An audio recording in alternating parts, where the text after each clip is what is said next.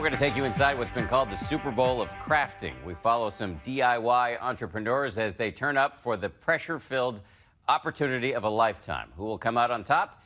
Here's ABC's Chief Business and Economics Correspondent, Rebecca Jarvis. Hey guys, it's Zandra here, and I'm here in my studio. Meet 16-year-old Zandra Cunningham, 10th grader by day, after school and on weekends, budding beauty entrepreneur. This is where all the magic happens. This is where all the orders fulfilled. Tonight, she's packing up her homemade exfoliators and body scrubs. See you when I get there. Bye.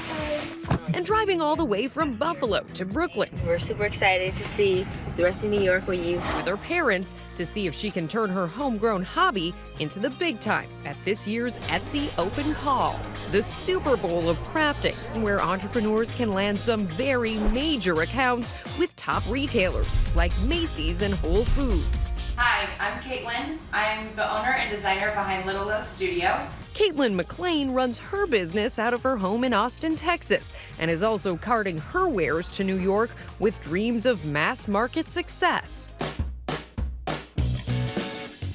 How difficult was it for the people who are here today presenting their products to get here? But we had the very hard job of picking between 1,400 people and choosing only 36 that could be here today. And those people who are presenting here today, what's at stake? They could get purchase orders from these retailers. This is a game changer for a lot of companies. It really is. Etsy, home to 1.7 million active sellers with over 35 million items for sale, can mean very hefty business for sellers like these. This man has sold 6,000 wooden cake toppers with prices ranging from $27 to $500. This lady, 6,000 doormats priced up to $62 each.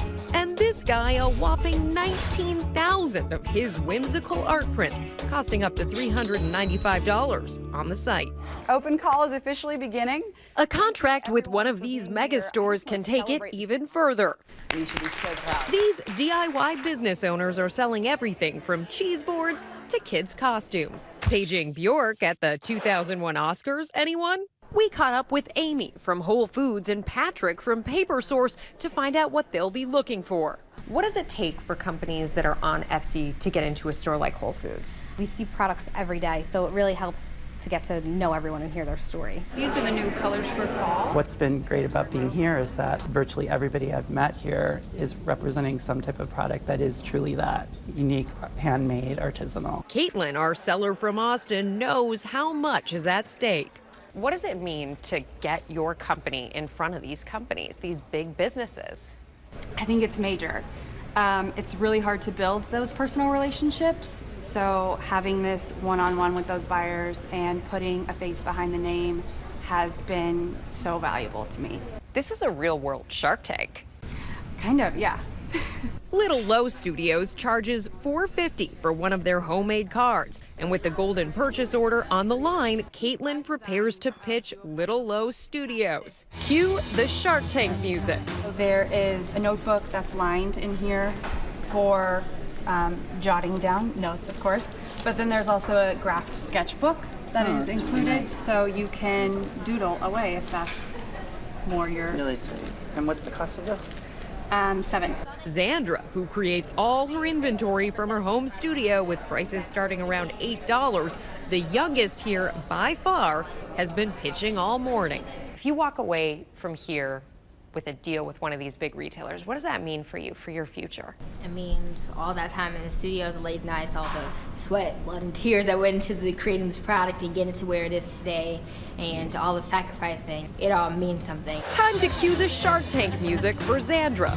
Next at bat, Whole Foods. So how did you come up with recipes? The idea came from my dad when I was 9. I love lip balm, and he refused to buy me lip balm. He said, no, why don't you just make your own? And that's when I decided that I was going to learn how to make my own lip balm. And 7 years later, it transitioned to this. So what does it take to stand out among the best of the best? So this is one of your favorites? It is actually, yeah. We caught up with Etsy superseller Claudia Pearson at her home studio in Brooklyn. So this is your work? This is my work. Which one is the most popular right now? The brownstones. She began selling her designs on Etsy 8 years ago, and thanks to the online marketplace, you can now buy her pieces at Whole Foods. So this is your job? Yes, full-time job.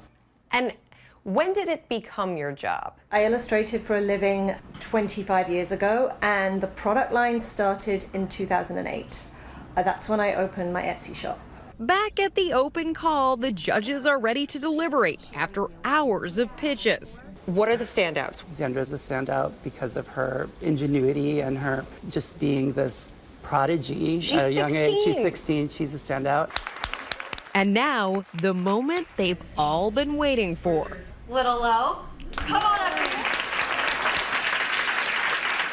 This person is demonstrating an amazing ability at a very young age to go after her dream and inspire girls to feel comfortable in their own skin. So we are so excited to be carrying Zandra.